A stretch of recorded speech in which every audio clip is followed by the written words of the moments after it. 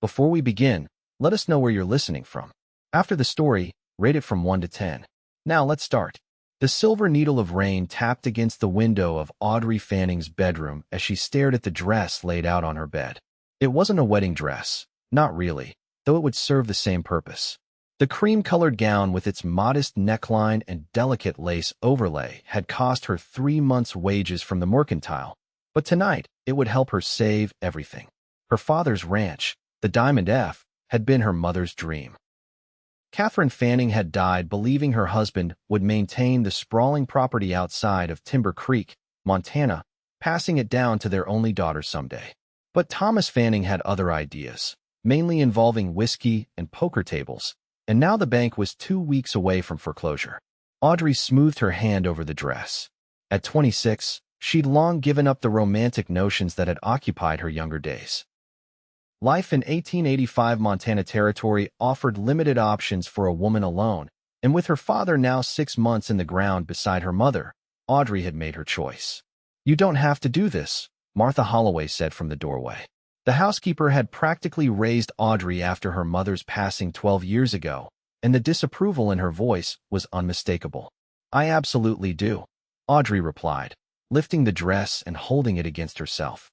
"Unless you found $5,000 hidden in the floorboards." Martha's lips thinned. "There are other ways." "Name one that would work in time." Audrey turned to the mirror, studying her reflection.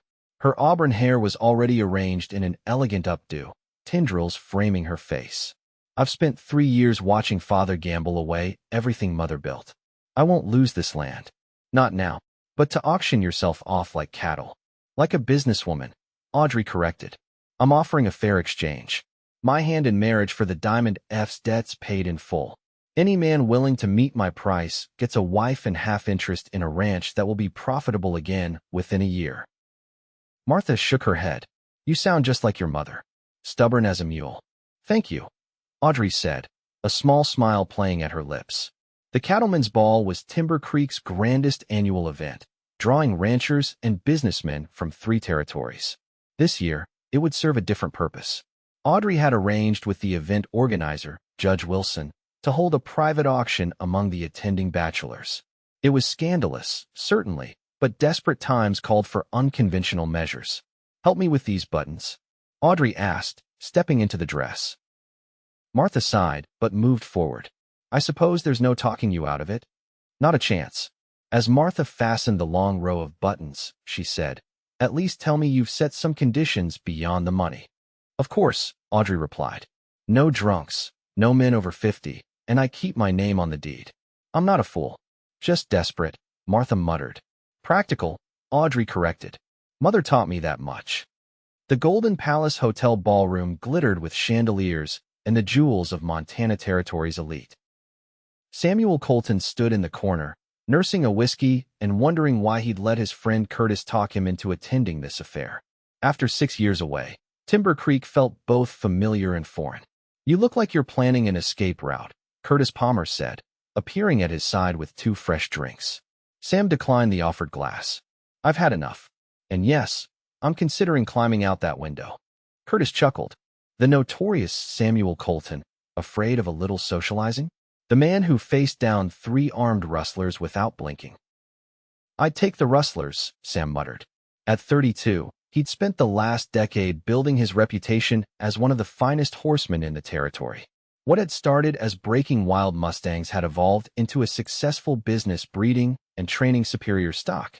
His name was respected from Montana to Texas, but here in Timber Creek, he was still remembered as the troublemaking son of the town drunk. "I heard Thomas Fanning's daughter will be here tonight," Curtis said casually. Sam's jaw tightened. "Audrey, the very same. Word is she's in some kind of trouble with the bank." "Not my concern," Sam said, though something in his chest tightened at the news. "Really? Because I seem to recall you two being mighty close before you left town." Sam shot his friend a warning look. "Ancient history." 6 years isn't ancient, Sam." Before Sam could respond, a hush fell over the room as Judge Wilson took his place at the front, rapping a gavel against a small podium. Beside him stood Audrey Fanning, looking like she'd stepped out of a painting with her auburn hair and cream-colored dress. "Ladies and gentlemen," the judge announced, Before we continue with our evening's festivities, Miss Fanning has requested a special proceeding.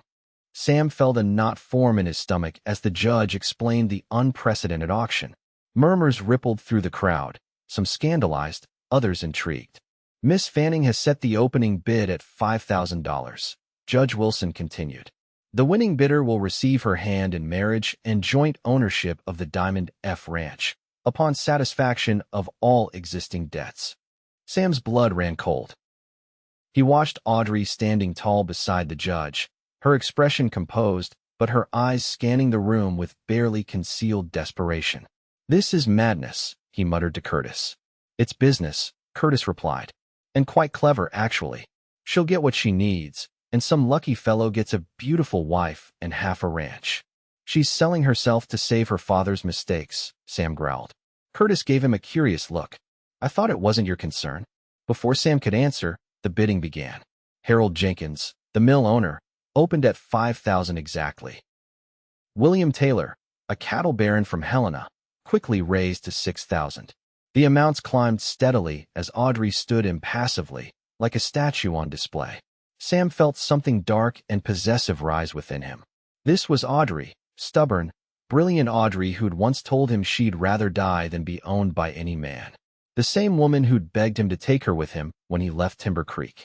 The woman he'd refused because he'd had nothing to offer her then. The bidding reached $8,000, with only Taylor and Richard Norris, a banker from Butte, still competing. Audrey's face remained calm, but Sam could see the slight tremor in her hands. $8,500, Taylor called. $9,000, Norris countered. Taylor hesitated, then shook his head, stepping back. $9,000 going once, Judge Wilson announced. Sam saw the flash of resignation in Audrey's eyes as she prepared to accept her fate with Norris, a man at least 20 years her senior with a reputation for being cold and exacting. Going twice. $15,000. The room fell silent. All heads turned toward Sam as he stepped forward, his voice ringing clear across the ballroom. Audrey's eyes widened, recognition and shock washing over her features. "Sam, Mr. Colton offers $15,000. Judge Wilson stammered, clearly stunned by the unexpected bid. Norris looked outraged. "This is irregular. The bid was at $9,000. And now it's at $15,000, Sam said evenly, not taking his eyes off Audrey. "Unless you care to counter?" Norris's face flushed red. "No one has that kind of cash on hand. This is absurd." Sam reached inside his jacket and withdrew a banker's draft. "I can make good on it tonight." Judge Wilson examined the paper, then nodded. "The bid appears legitimate. $15,000 going once," the judge called. "Twice. Sold to Mr. Samuel Colton." The crowd erupted in whispers as Sam walked toward Audrey, whose composed facade had completely crumbled. She looked like she'd seen a ghost, which, in a way, she had. "Hello, Audrey," he said quietly when he reached her. "What are you doing?" she hissed, her green eyes flashing with anger and confusion. "Apparently, I'm buying myself a bride," he replied, offering his arm. "Shall we discuss the terms somewhere private?" The hotel's garden terrace was deserted, the other guests giving them a wide berth after the spectacle in the ballroom. Audrey paced along the stone balustrade, her dress swishing softly with each turn. "You had no right," she said finally, spinning to face him. "No right to come back after all this time and interfere." Sam leaned against a column, watching her. "Would you prefer to be Mrs. Norris right now?" "That's not the point," she snapped. "I had a plan." Everything was arranged. A plan to sell yourself to the highest bidder. The words came out harsher than he intended. Audrey's face flushed. "To save my home. My mother's legacy. You, of all people, should understand what it means to protect what's yours." Sam stepped closer. "And what happens after the wedding, Audrey? Did your plan account for being tied to a stranger for the rest of your life?" "I would have managed," she said, lifting her chin. "I always do." In the moonlight, with her eyes bright with defiance, she looked so much like the girl he'd left behind that it made his chest ache. But there were new lines around her eyes, a hardness that hadn't been there before. "Why did you do it, Sam?" she asked quietly. "Why come back now after all this time?" He hesitated. "I heard about your father's passing. And the ranch troubles." "From whom?" "I keep in touch with Curtis." Audrey looked away. "So it's pity then?" "No. Sam moved closer, close enough to smell the lavender in her hair. I came back to make you an offer, but I had no idea you'd arranged this. When I saw you up there, being bid on like a prize heifer. Don't, she warned. I couldn't let it happen, he finished. You left me, Audrey said, her voice barely above a whisper. You told me you needed to make something of yourself first, that you'd come back when you had something worthy to offer. I waited 2 years, Sam. 2 years before I accepted you weren't coming back. Sam flinched. I wrote to you. 3 letters in 6 years. The last one 4 years ago. I thought you'd moved on. Married someone worthy of you. Audrey laughed, a brittle sound. Instead, I spent those years watching father destroy everything mother built. And now I'm right back where I started, at the mercy of a man's decisions. Sam reached for her hand, surprised when she didn't pull away. I'm not asking for anything, Audrey. I'll pay the bank what's owed and tear up the marriage agreement. The ranch will be yours, free and clear. She narrowed her eyes. Why would you do that? $15,000 is a fortune. Because I owed you a debt, he said simply. For breaking my promise. Audrey studied him, searching his face. And what do you get out of this arrangement? Nothing. I'll be on my way back to Wyoming by the end of the week. Something flickered in her eyes. Disappointment? Relief? He couldn't tell. I don't accept charity, she said finally. It's not charity.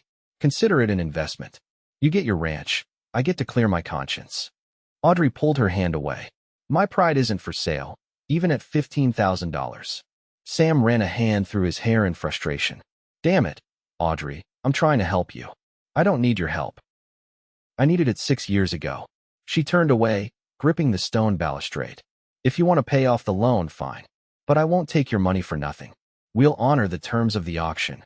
Sam stared at her back, at the rigid line of her shoulders. You can't mean. Marriage, she said, facing him again. That was the deal. You pay the debt, you get half the ranch and a wife. Those were the terms everyone agreed to. You'd marry me out of spite? He asked incredulously. I'd marry you because I'm a woman of my word, she replied. And because the Diamond F needs more than money. It needs work, expertise, and connections to rebuild. You have all 3. Sam couldn't believe what he was hearing. This is insane. This is business, Audrey countered. Isn't that what you taught me? That love and sentiment have no place in practical matters. The words hit like a physical blow. He had said something like that on the night he'd left. Young and arrogant, determined to prove himself without his father's shameful legacy hanging over him. I was wrong about a lot of things then, he said quietly. Perhaps.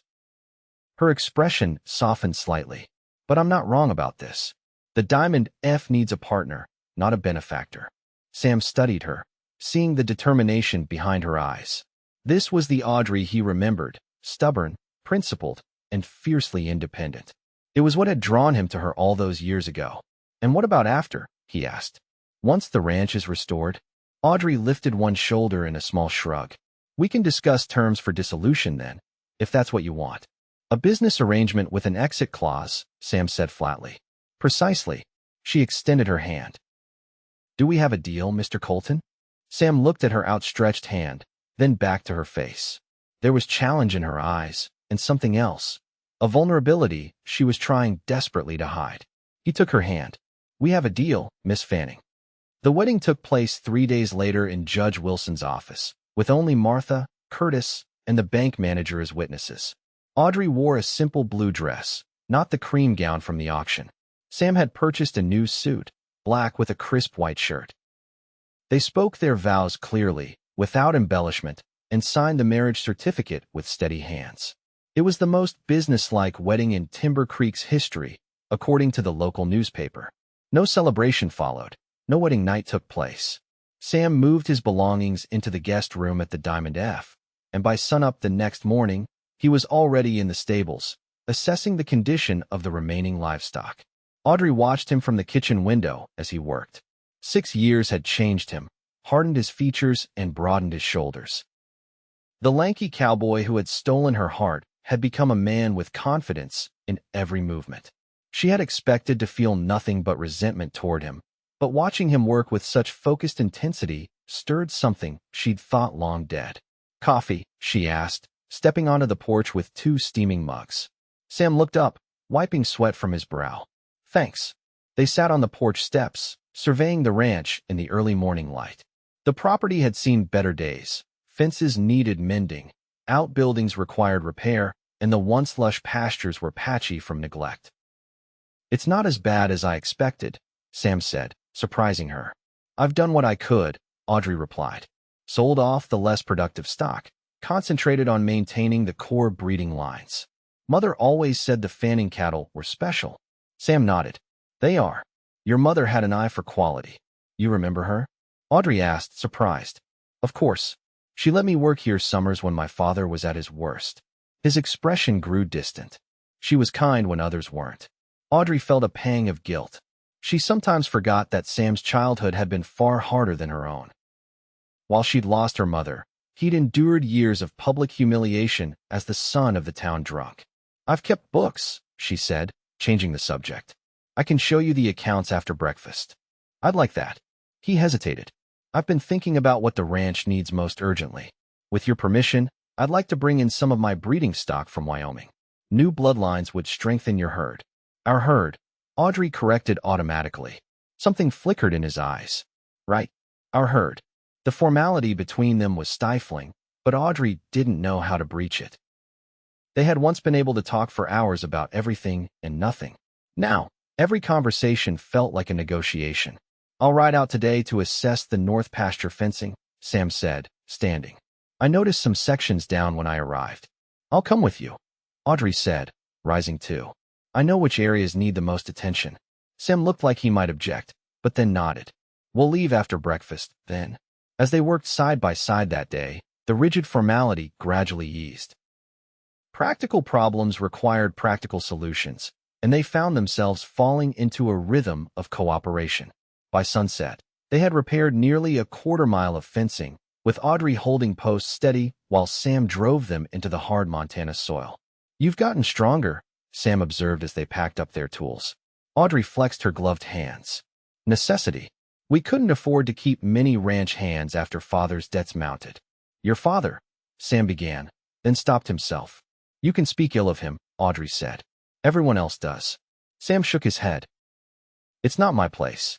You're my husband now, she said, the word feeling strange on her tongue. If you can't speak freely, who can?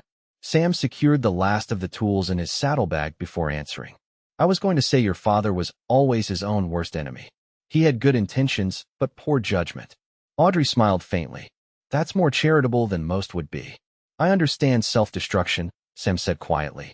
My father taught me that lesson well enough.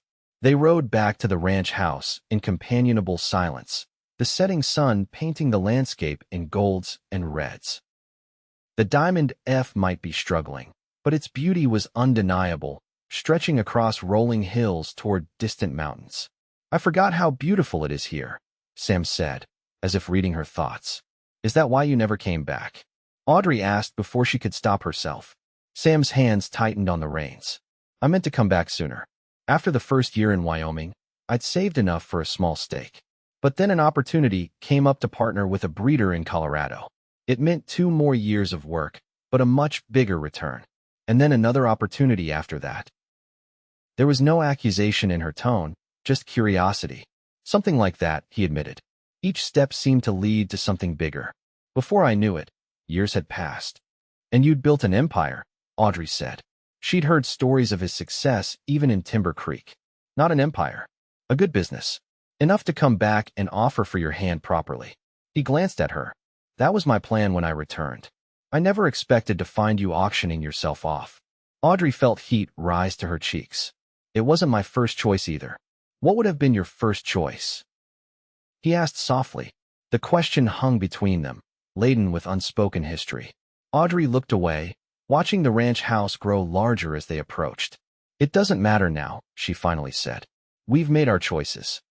The weeks that followed fell into a pattern. They worked from dawn until dusk, repairing, rebuilding, and planning. Sam sent for some of his prized breeding stock from Wyoming, and Audrey reorganized the ranch's finances with a meticulous attention to detail that impressed him. They functioned as partners in every sense except the most intimate. They took their meals together, discussed ranch business, and occasionally shared memories of the old days, but always with a careful distance between them. At night, they retired to separate bedrooms on opposite ends of the hallway. It was a marriage in name only, just as they had agreed. So why? Sam wondered as he lay awake one night. Did it feel increasingly like a lie? The sound of breaking glass startled him from his thoughts. He rose quickly, pulling on his trousers, and hurried into the hallway. Light spilled from beneath Audrey's door. "Audrey," he called, knocking lightly. "Are you all right?" When there was no answer, he pushed the door open. Audrey was kneeling on the floor, gathering pieces of a broken water pitcher, her nightgown pulled around her. "I'm fine," she said, not looking up. "Just clumsy." Sam crouched beside her. "Let me help." As he reached for a shard of glass, he noticed her hands were trembling, and her cheeks were damp with tears. "You're crying," he said gently. "It's nothing." She wiped at her face with the back of her hand. "A bad dream." Sam carefully took the glass fragments from her hands and set them aside. "About your father?" She shook her head. "About my mother. The night she died. I didn't know you remembered it." "I was 14, Audrey said. "Old enough to understand what consumption does to a person." She sat back on her heels. "In my dream, she was asking me if I'd save the ranch. If I kept my promise." Sam reached out, hesitating only briefly before brushing a tear from her cheek. "You did save it. The Diamond F is secure now. But at what cost?" Audrey asked, her voice breaking. "I trapped you in a marriage neither of us wanted." "Is that what you think?" Sam's hand lingered at her jaw. "That I feel trapped?" Audrey finally met his gaze.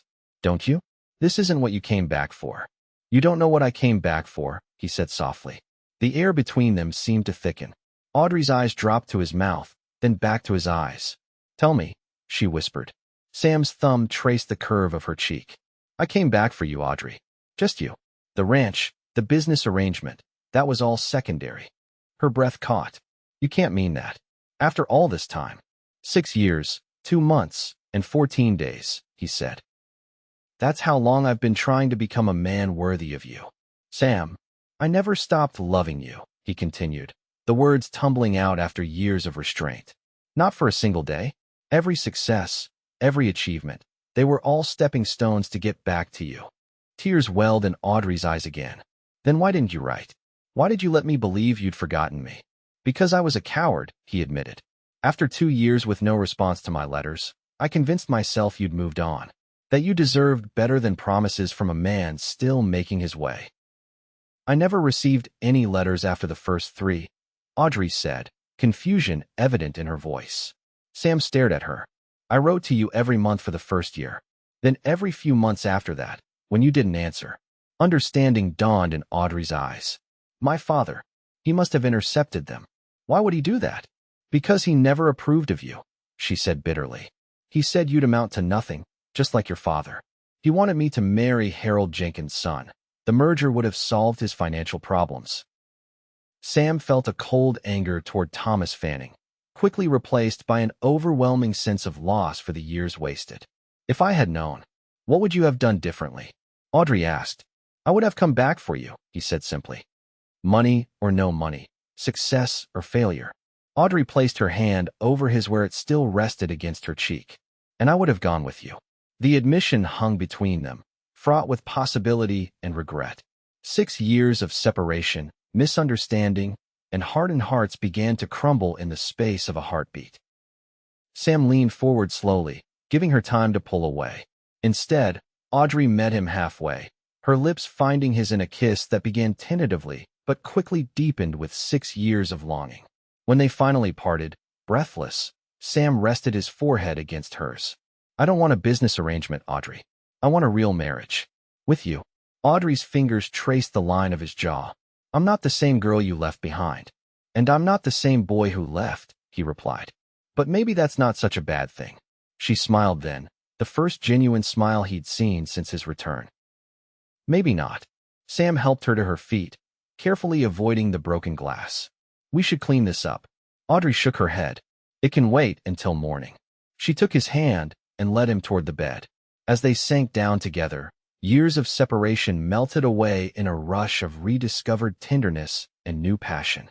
What had begun as a business arrangement transformed, in the quiet hours of the night, into something much more profound, a second chance at the love they'd never truly lost.